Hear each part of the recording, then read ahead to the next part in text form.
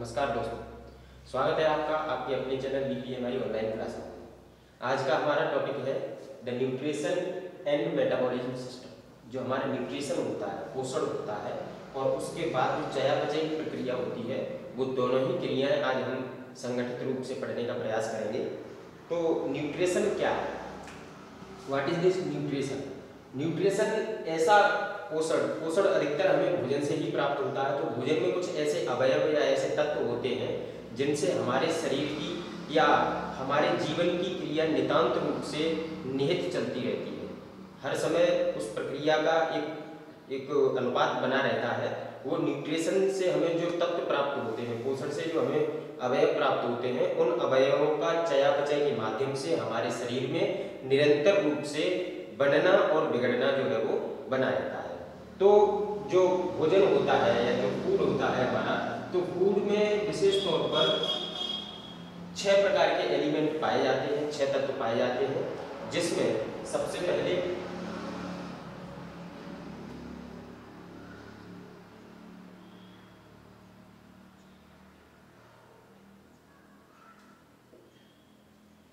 Carbohydrates, number 2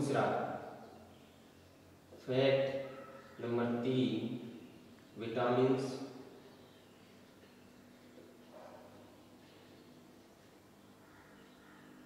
protein और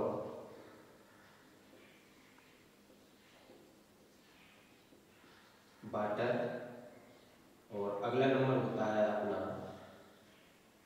micro minerals. विशेष तौर पर भोजन में 6 प्रकार के आपके एलिमेंट होते हैं जो हमें पोषण प्रदान करते हैं, जिनसे हमारे शरीर की क्रियाएं जो है वो निरंतर चलती रहती हैं। तो उसमें कार्बोहाइड्रेट, फैट, विटामिन और प्रोटीन, वाटर और माइक्रो मिनरल्स, या फिर इन्हें आप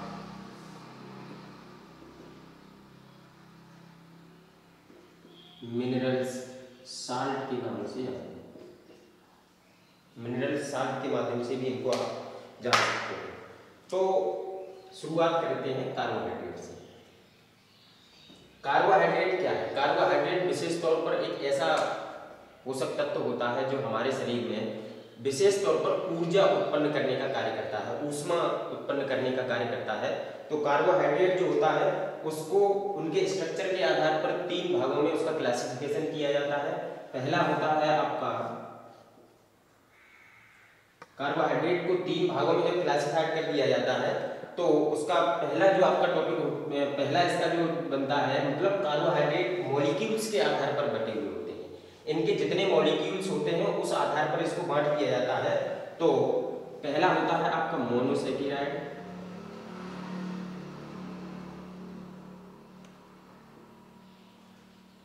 दूसरा होता है आपका डाइसैकेराइड,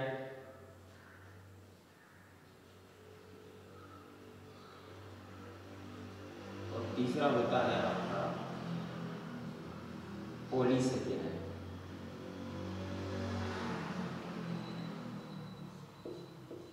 कार्बोहाइड्रेट को 3 भागों में क्लासिफाइड कर दिया जाता है उनकी संरचना के आधार पर, मोनोसैकेराइड, डाइसैकेराइड और पॉलीसैकेराइड।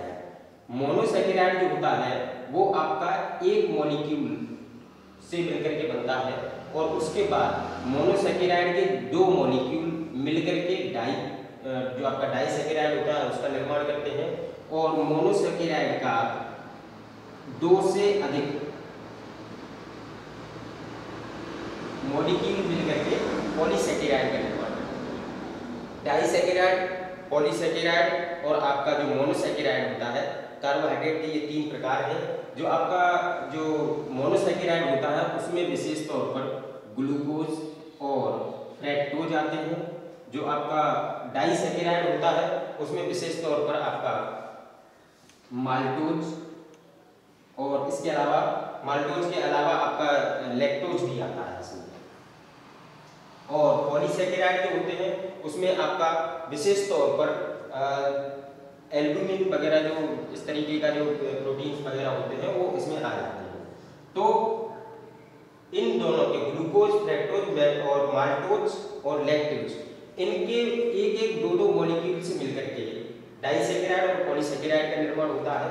कार्बोहाइड्रेट जो होते हैं वो विशेष तौर पर हमारे शरीर में माल्टोज या फ्रैक्टोज के संयोजी तत्व होते हैं। इनके आप लोग जानते ही, जब आपने इनको विशेष तौर पर पढ़ा होगा, तो इनका कार्य हमारे शरीर में विशेष तौर पर रहता है कि शरीर में ऊष्मा को उत्पन्न करना और उस ऊष्मा से एटीपी के रूप में, ऊर्जा के रूप में उसको एक विशेष रासायनिक क्रियाओं के माध्यम से, चयापचय के माध्यम से शरीर को एनर्जी प्रोवाइड कराना। दूसरा है हमारा प्रोटीन्स। तो जो प्रोटीन्स होते हैं वो बहुत ही जटिल, हमारे जो भोज्य पदार्थ होते हैं उनमें बहुत ही जटिल प्रकार की एक संरचना होती है। प्रोटीन्स जो होते हैं वो बहुत ही जटिल खाद्य पदार्थ होते हैं। इनका हमारे शरीर में विशेष कार्य ये रहता है कि हमारे शरीर में जो कोशिकाओं की मरम्मत या रिपेयरिंग होती है, तो उसमें इनका विशेष कार्य रहता है। प्रोटीन्स जो होते हैं वो आप उनको प्रोटीन्स के माध्यम से आपके शरीर में जो भी शरीर का निर्माण, वृद्धि, विकास जो भी चलता है वो प्रोटीन्स के माध्यम से होता रहता है। प्रोटीन्स जो होते हैं उसके साथ में ये एक तरीके का आप ऐसे समझ लीजिए कि ये एमिनो एसिड्स का निर्माण करते हैं। प्रोटीन्स जब इनका विखंडन होता है या फिर जब इनका पाचन के बाद इनसे जो मॉलिक्यूल बनते हैं वो लगभग आपके जो एमिनो एसिड्स होते हैं,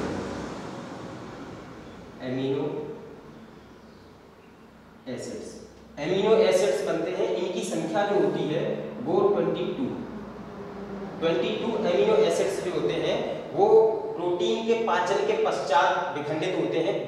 22 भागों में एमिनो एसिड्स पाए जाते हैं। उनमें से हमारे लिए जो अत्यंत आवश्यक होते हैं वो 10 एमिनो एसिड्स अत्यंत आवश्यक होते हैं।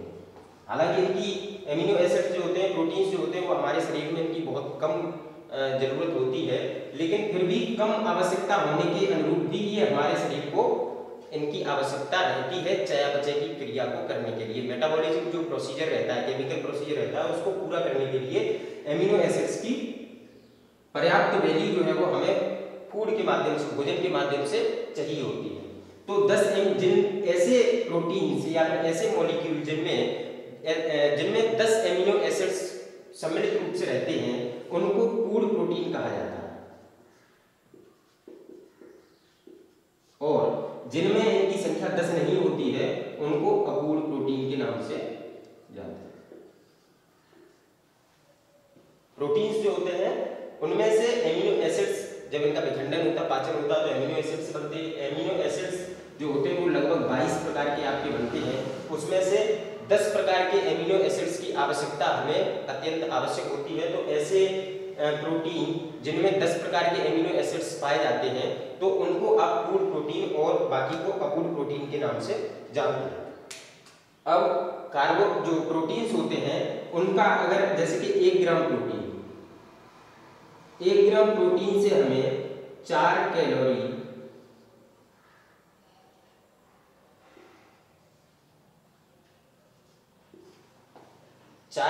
ऊर्जा मिलती है। कैलोरी जो है वो ऊर्जा का एक मात्रक है जिसको आप 4 कैलोरी के तो 1 ग्राम प्रोटीन से आपको 4 कैलोरी की ऊर्जा उत्पन्न होती है आपके शरीर में।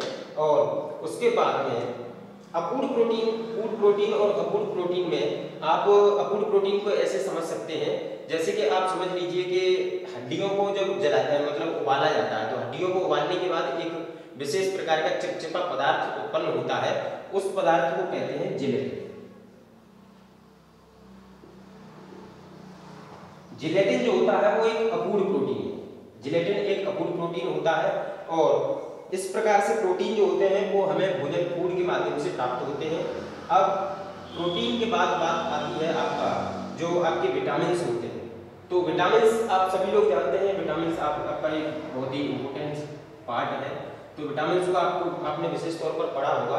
विटामिन जो होते हैं वो हमारे शरीर में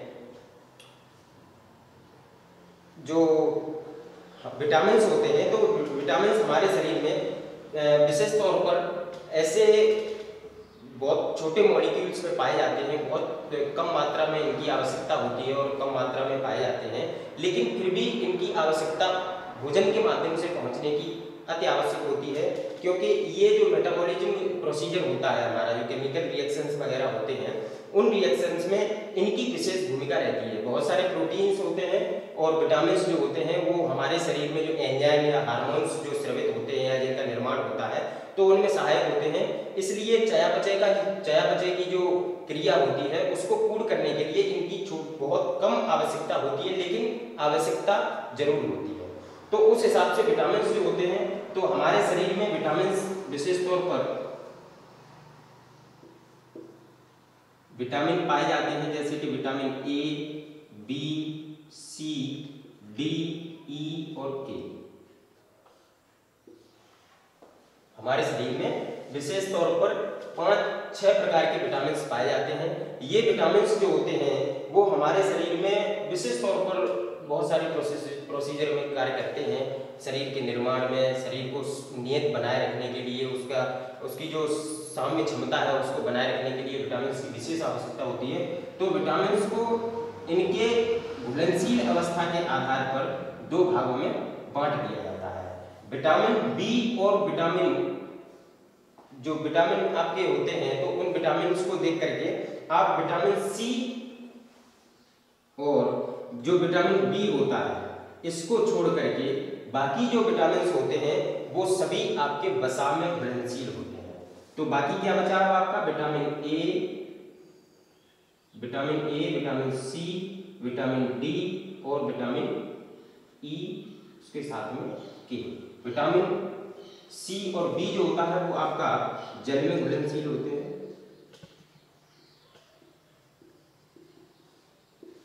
और विटामिन विटामिन ए, डी, ई के, तो विटामिन ए, डी, ई के जो होते हैं वो आपके वसा में घुलनशील होते हैं।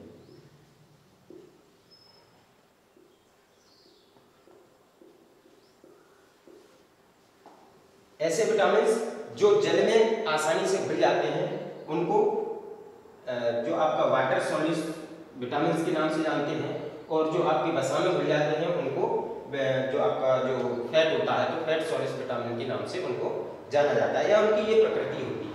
अब बात आती है आपकी फैट जो होता है, वसा जो होते हैं, तो वसा में कार्बोहाइड्रेट की अपेक्षा 2 गुनी क्षमता होती है, जिससे कि ऊर्जा उत्पन्न करने की उनकी क्षमता जो होती है वो 2 गुनी होती है।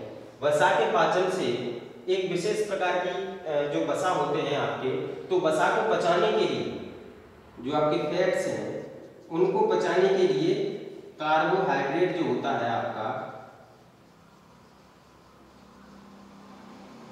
उसकी आवश्यकता होती है। बिना कार्बोहाइड्रेट के फैट्स जो होते हैं वो नहीं पच सकते हैं। तो आप अपने जो आपका डाइट है उस डाइट में इस बात का विशेष ध्यान रखिए कि कहीं ऐसा ना हो कि आप केवल फैट का इस्तेमाल करते हो, फैट की उपयोगिता अधिक हो, उसमें कार्बोहाइड्रेट अति आवश्यक होता है। कार्बोहाइड्रेट के अभाव में क्या होता है, ये हमारे शरीर में एक प्रकार से एसिडोसिस की स्थिति बना देते हैं। जो विटामिन जो आपके फैट्स होते हैं, फैट का अधिक पाचन ना होने से या फैट का सही समय से जो निस्तारण है अगर वो नहीं होता है, तो इन फैट को पचाने के लिए कार्बोहाइड्रेट की आवश्यकता होती है। कार्बोहाइड्रेट की अभाव में या इसकी कमी में क्या होता है, फैट जो होते हैं उनका पाचन पूर्ण रूप से नहीं होता है। मतलब ये कैसे रह जाते हैं, जो फैट होते हैं वो अधपचे स्थिति में रह जाते हैं। ऐसी स्थिति में क्या होता है कि ये हमारे शरीर में एसिडोसिस की स्थिति उत्पन्न कर देते हैं। ऐसी स्थिति में हमारे शरीर में सिर दर्द, मांसपेशियों में दर्द या घबराहट, ऐसी स्थितियां बनती हैं। अगर कार्बोहाइड्रेट की जो कमी है वो अधिक है और वसा की अधिकता हमारे शरीर में है, ये स्थिति अगर ज़्यादा समय तक चलती है तो ऐसी स्थिति में 2 चीज़ें उत्पन्न होती हैं, या फिर आप मूर्छित हो सकते हैं या फिर आपको वो मौत भी दे सकता है। तो इन चीज़ों का आपको विशेष ध्यान रखना है। अब हमारा अगला जो माइक्रो मिनरल्स होते हैं या फिर जो हमारा अगला पार्टिकल है वो है वाटर। तो आप सभी लोग जानते हैं जल की आवश्यकता क्यों होती है। जल हमारे शरीर में विशेष तौर पर जो आपका जो रक्त होता है उसके माध्यम से शरीर में सभी जगह पर, सभी क्षेत्रीय स्थानों में पोषक तत्वों को पहुंचाने का कार्य करता है। उसके साथ में ये हमारे शरीर में जो अम्लीयता और क्षारीयता होती है उसको नियंत्रित करने का कार्य करता है, वेस्ट पदार्थ जो होते हैं उनको बाहर निकालने का कार्य करता है। तो एक स्वस्थ व्यक्ति में जल का जो वैल्यू होता है, जो जल होता है, जो वाटर होता है, उसकी जो वैल्यू पाई जाती है वो आप एक जो स्वस्थ व्यक्ति होता है उसका कोई भी वजन हो सकता है। आपने सुना होगा कि जो एक सामान्य व्यक्ति में जल का जो वैल्यूएशन होता है वो लगभग आपका 69% होता है, लेकिन ये सभी व्यक्तियों में जरूरी नहीं है कि इतना ही हो। इसके लिए उस व्यक्ति के जो शरीर होता है, उसका जो शरीर है, उस शरीर के भार का लगभग 60% जो भार होता है वो जल का होता है। आप ऐसे समझ सकते हैं, कोई भी व्यक्ति हो उसका जो भी वेट है उस वेट का 60% जो भी होगा वो जल होगा। तो आप इसको इस तरीके से समझ सकते हैं। जल इसके साथ में आप सभी लोग जानते हैं जल का पाचन जो होता है, पानी का जो पाचन होता है वो अधिकतर बड़ी आंत में होता है, लेकिन उसके साथ में ये ऑब्जर्वेशन की प्रक्रिया जो इसकी होती है वो आपका आमाशय से ही स्टार्ट हो जाती है। उसके बाद में माइक्रो मिनरल्स जो होते हैं, तो माइक्रो मिनरल्स जो होते हैं इनको आप ट्रेस एलिमेंट के नाम से भी जान सकते हैं। जो आपके माइक्रो साल्ट होते हैं तो उनको आप मिनरल साल्ट होते हैं उनको आप ट्रेस एलिमेंट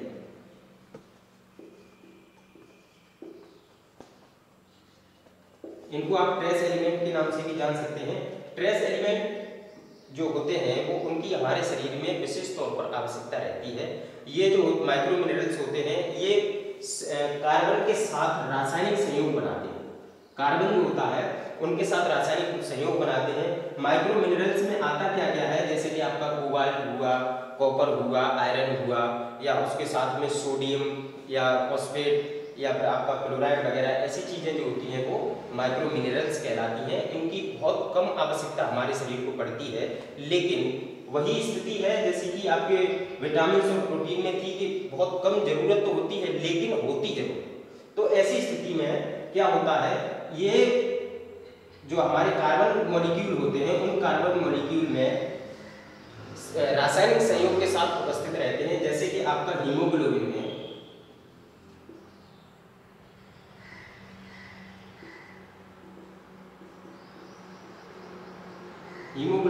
आपका आयरन,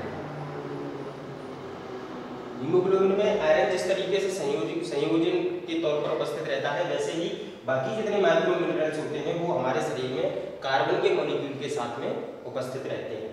अब ये तो रहा हमारा न्यूट्रिशन। तो न्यूट्रिशन में ये सभी चीजें जो आपने कार्बोहाइड्रेट, फैट, विटामिन, प्रोटीन और वाटर और माइक्रो मिनरल्स को जो पढ़ा है, ये सभी चीजें हमारे एक बार की डाइट में बहुत जरूरी होती है। अगर इनमें से किसी भी जो आपका पार्टिकल्स है उनकी अगर कमी हो जाती है तो फिर डेफिशिएंसी डिजीज उत्पन्न होती है।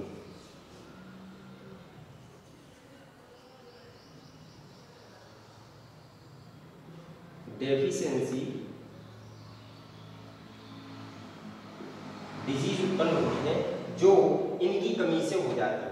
या फिर आप ऐसे कह सकते हैं जो विटामिन्स होते हैं, आपके विटामिन्स की कमी से जो कमी होती है विटामिन्स की, उसकी कमी से डेफिशिएंसी डिजीज बन जाती हैं जो हमारे शरीर के लिए बेहद नुकसानदायक है। तो अब हम बात करते हैं आपका न्यूट्रिशन। तो आपका माइक्रो मिनरल्स हो गया और जो न्यूट्रिशन है वो हो गया आपका। अब हमारा अगला टॉपिक जो रहेगा इसी में है वो है आपका मेटाबॉलिज्म।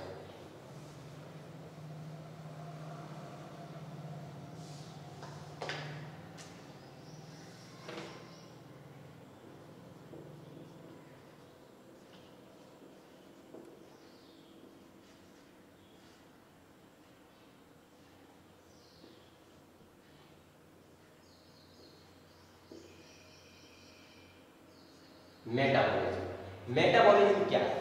मेटाबॉलिज्म जो अभी आपने जो न्यूट्रिशंस पढ़ा, तो उन न्यूट्रिशंस का रासायनिक संयोग से या फिर रासायनिक क्रियाओं से हमारे शरीर में या फिर हमारे शरीर की जो कोशिकाएं हैं उन कोशिकाओं में जो उत्पादन या फिर जो संश्लेषण होता है वो उसको हम मेटाबॉलिज्म कहते हैं।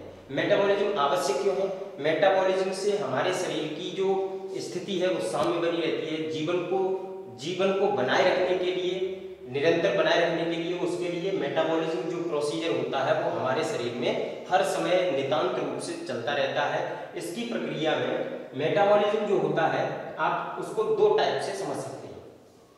मेटाबॉलिज्म को समझने के लिए आपके दो प्रकार हैं और उन दो प्रकारों में से आपको समझने के लिए मेटाबॉलिज्म जो होता है उसको दो भागों में क्लासिफाइड कर दिया जाता है उसके कार्यों के अनुसार। पहला होता है आपका एनाबॉलिज्म।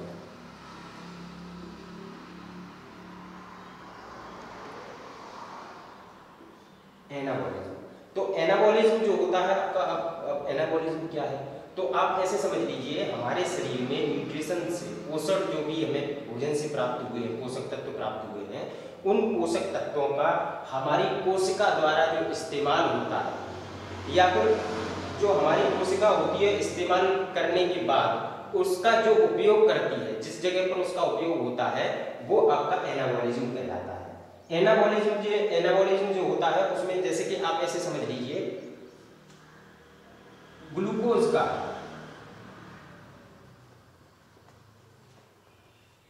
जो आपका कार्बोहाइड्रेट होता है CHO जो होता है उसमें से जो ग्लूकोज होता है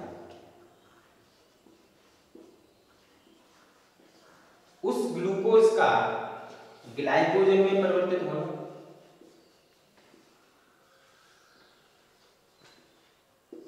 ग्लाइकोजन में परिवर्तित होना विद इंसुलिन,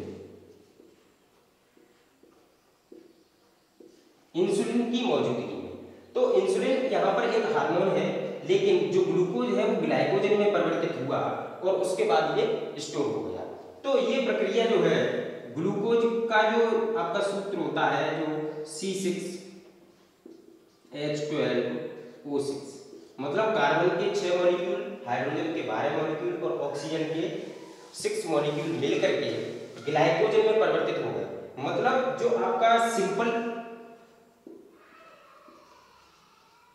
सिंपल एलिमेंट जो भी है आपका या जो आपका सिंपल एक तरीके से सब्सटेंस जो है उस सब्सटेंस का कॉम्प्लेक्स सब्सटेंस में बदल जाए।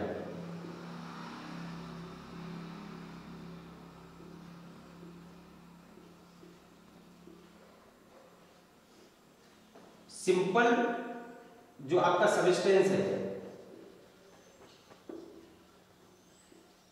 सिंपल सब्सटेंस का कॉम्प्लेक्स सब्सटेंस में परिवर्तित होना आपका एनाबॉलिज्म कहलाता है। ये एक केमिकल प्रोसीजर है। दूसरा प्रोसीजर है वो उसके माध्यम से भी बताएंगे। दूसरा इसका जो टाइप होता है आपका मेटाबॉलिज्म का वो होता है केटाबॉलिज्म।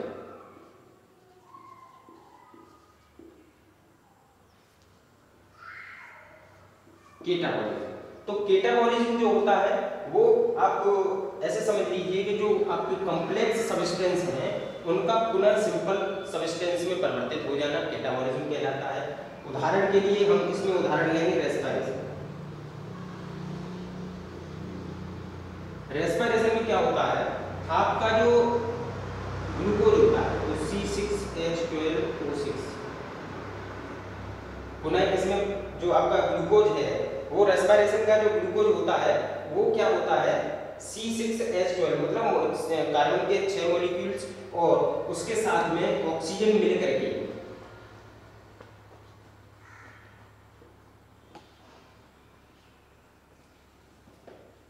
C6H12 जो आपका यहाँ पर जो ग्लूकोज है वो कैसा है कॉम्प्लेक्स सब्सटेंस है और ऑक्सीजन आपका रेस्पिरेशन के माध्यम से आपके ब्लड में पहुंच रहा है। जब ये कोशिकाओं तक पहुंचेगा तो जैसे ही ऑक्सीजन की उपस्थिति में कोशिकाओं में स्वांगीकरण की जो प्रक्रिया है वो स्टार्ट होगी तो उसके बाद क्या होगा कार्बन डाइऑक्साइड रिलीज होगी और उसके बाद आपका जल बनेगा और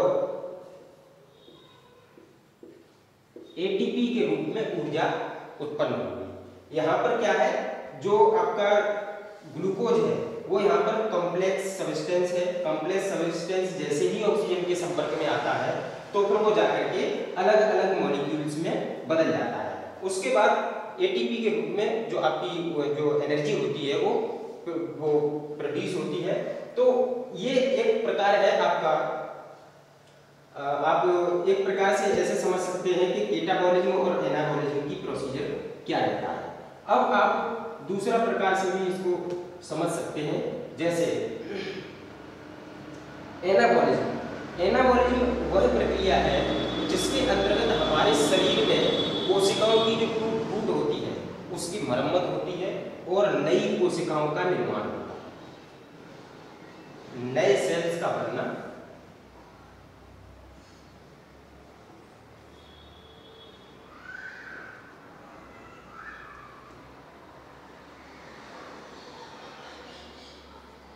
डेवलपमेंट फॉर सेल्स। जो कोशिकाएं होती हैं उनका विकास एनाबॉलिज्म की जो प्रक्रिया होती है उसके अंतर्गत आता है। और कोशिकाओं का ह्रास होना, जो कोशिकाएं अपनी जीवन क्रिया जो है या फिर उनका जो वैल्यूएशन है या फिर उनकी जो जीवन अवधि थी वो समाप्त हो चुकी है, तो ऐसी कोशिकाओं में मतलब जो कैटाबॉलिज्म प्रोसीजर होता है उसमें कोशिकाएं नष्ट होती हैं जिनकी आवश्यकता नहीं है। तो एनाबॉलिज्म मेटाबॉलिज्म का ही पहला भाग होता है, उसमें क्या होता है, कोशिकाओं का डेवलपमेंट होता है, विकास होता है जिसमें नई कोशिकाएं बनती हैं। और जो आपका कैटाबॉलिज्म होता है उसमें रासायनिक संयोग, इन दोनों ही प्रक्रियाओं में रासायनिक प्रोसीजर चलता है, इनमें रासायनिक प्रक्रियाएं रहती हैं। उन रासायनिक प्रक्रिया जो मैंने भी आपको अभी पहले बताई थी उनका रिजल्ट क्या होता है, जो भी रासायनिक प्रोसीजर होता है उसका रिजल्ट क्या होता है, कोशिकाओं का बनना। एनाबॉलिज्म जो होता है जो भी जो सिंपल सब्सटेंस होता है वो कॉम्प्लेक्स सब्सटेंस में परिवर्तित होता है, तो उससे कोशिकाओं का निर्माण होता है, नई कोशिकाओं का निर्माण होता है, या फिर जो कोशिकाएं टूटी फूटी हैं उनकी मरम्मत होती है। और जो कैटाबॉलिज्म होता है उसमें कंप्लीट जो आपका जो कॉम्प्लेक्स सब्सटेंस था उसका सिंपल सब्सटेंस में परिवर्तित होना। इसका मतलब सीधा सीधा ये है कि अब हमें एनर्जी की आवश्यकता है जिससे नई जो कोशिकाएं थी आपके शरीर में जिनकी जीवन अवधि समाप्त हो चुकी है या अब वो काम नहीं कर पा रही हैं, तो उन कोशिकाओं का नष्ट होना ही कॉम्प्लेक्स सब्सटेंस जो आपका कैटाबॉलिज्म कहलाता है। ये मेटाबॉलिज्म जो है वो हमारे जीवन को बनाए रखने में सहयोग करता है। यह पूरा प्रोसीजर जो होता है मेटाबॉलिज्म का वो हमारे जीवन को निरंतरता में शरीर को चलने के लिए, बनाए रखने के लिए अति आवश्यक है। तो आई होप कि आपको ये टॉपिक समझ में आया होगा। अगर आपको किसी भी प्रकार का कोई भी प्रॉब्लम है इस टॉपिक में तो आप कमेंट बॉक्स में जाकर के कमेंट सेक्शन में कमेंट करके आप अपना क्वेश्चन जो है वो पुट अप कर सकते हैं। अगले वीडियो में फिर मिलते हैं, तब तक के लिए धन्यवाद।